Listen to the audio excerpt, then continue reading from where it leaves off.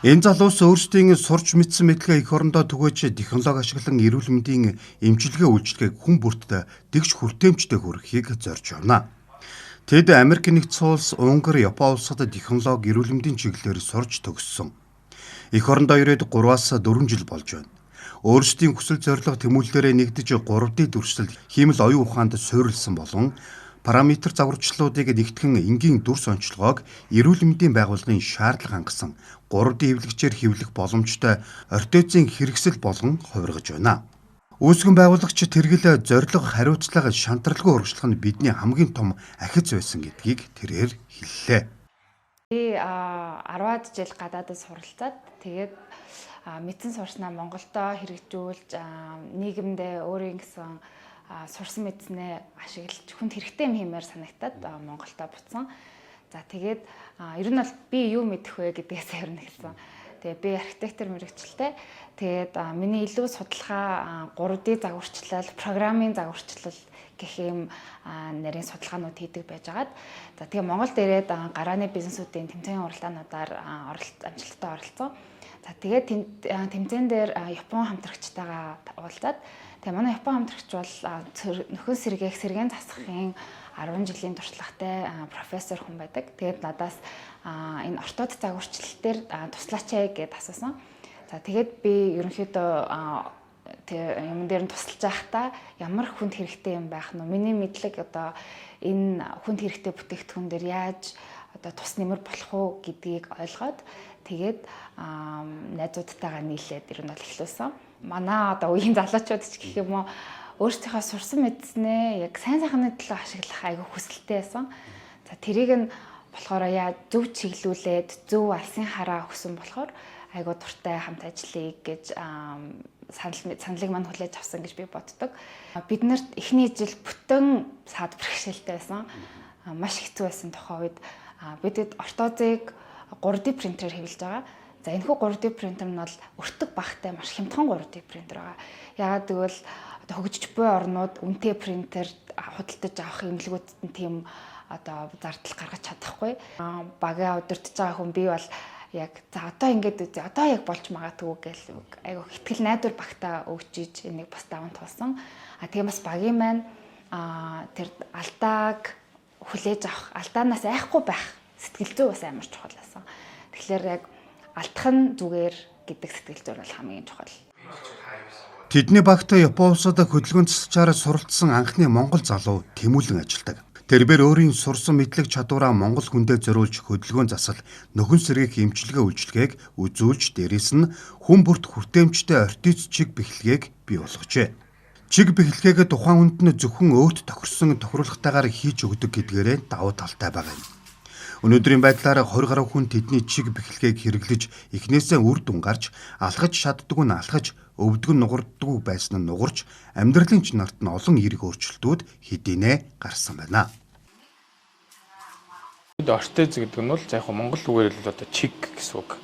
Одоо хөл, гар, за нуруу байж болно. Хурууных ч гэсэн одоо чиг бэхлэгээ буюу ямар нэгэн хүний одоо үеийг хамгаалах, эсвэл үйл ажиллагааг туслах, эсвэл нөгөө буруу хэлбэрт орохоос нь засах гэдэг ийм одоо үүрэгтэй тийм одоо чиг барьдаг тийм юм гэсэн үг. Одоо хэрэгсэлт, туслах хэрэгсэл гэсэн үг. Бид нар өглөө босоод орноосоо босно, нүур гар угаана, хоолоо идэнэ, шатаар өксөж урууд нь алхах гэдэг нь өдөрт нь ажил болж байна.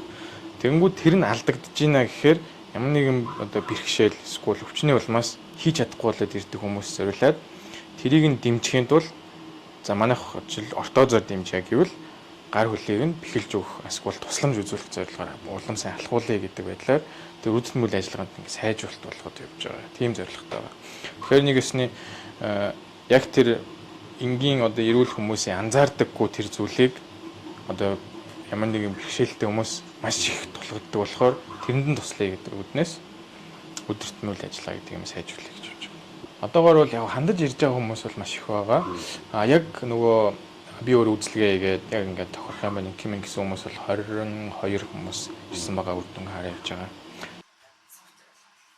Залуус энэ ажлыг эхлүүлэхэд олон саад бэрхшээл бүтлгүүтэлтэй тулгарч байсан ч шантралгүй дахин дуршиж олон хувилбарууд гаргасны эцэст үр дүнд хүрсэн нь энэ юм а.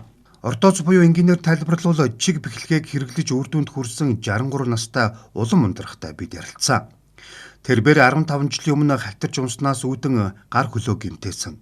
Хөл нь явандаа гიშгэж болохгүй хагалгаанд орохоос өөр зам байхгүй гэсэн онштой байжээ.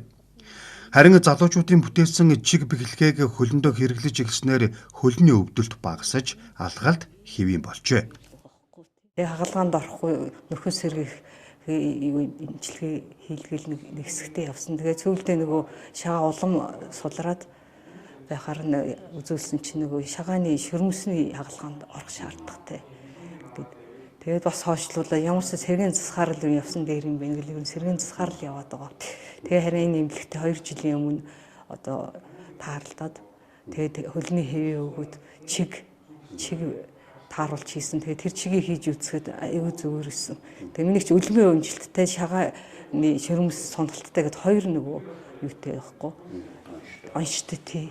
Тэгэхээр тэр шагаан чиг үл яг зүгээр чиг зөөхөр бас нөгөө өлмийн өмжих хэвээр байгаад исэн. Тэгээ эдний юугаар бол өлмийн өмжилтийг бас засаад нөгөө шагааны юу бас азгаа ашиглалтыг засчихж байгаа. Тэгээ хагалгаанд орох шаардлагагүй сэргийн засахаараа тэгээ дасгал хөдөлгөөн бас зааж гисэн. Одоо ямар нэгэн зөөр танд бий юу? Одоо бол зөөр байхгүй. Тэр чигээ хийхээр бол айгүй амар одоо хурдан явдаг гэсэн бол би удаан яваад чадах бүрсүүл явж чадгаа гэж байгаа юм чинь. Тэгээ харин чиг хийхээр бол бараг хуучин хурдан темпэнд бараг орчиж байгаа. Тэгээ гадагшаа нэг хөдөлгөөн нэмэгдээд орж ирж байгаа байхгүй. Дэлхийн нийтээр хувийн онцлог хэрэгцээнд тохирсон боломжийн үнэтэй ортизийн хэрэгслийн хомсдол үүсэж байгаа юм. Уламжлалт технологийн цаг хугацаа их ордог, өндөр өртөгтэй төдөөгүй, уг чиглэлээр мэрэгсэн боловсон хүчний тоо маш цөөн байдаг байна. Тэр дундаа орлого багтаа орнуудад 100 мянган хүн тутамд нэг мэрэгчлэн оногддог. Үүнээс гадна ортизийн хэрэгсэл дунджаар 200-аас 10 мянган доллар болон түүнээс дээш үнэтэй байдаг. Тэгвэл эдгээр залуус технологид суурилсан уламжлалт үйлчилгээний зардлыг 70% хүртэл бууруулж, эрүүл мэндэд хортой гар аргаар хийдэг хэв авах аргыг халж, материалын өргүү зардлыг 90% багасгаж чаджээ. Тэд энэ үзүүлэлтээр Массачусетсийн технологийн сургуулиас зохион байгуулдаг MIT Global Health Challenge-д оролцож шилдэгэр шалгарсан. Ингэснээр Johnson & Johnson Foundation-ы шилдэг 6 компани нэгээр нэрлэгдэж чадсан байгаамаа.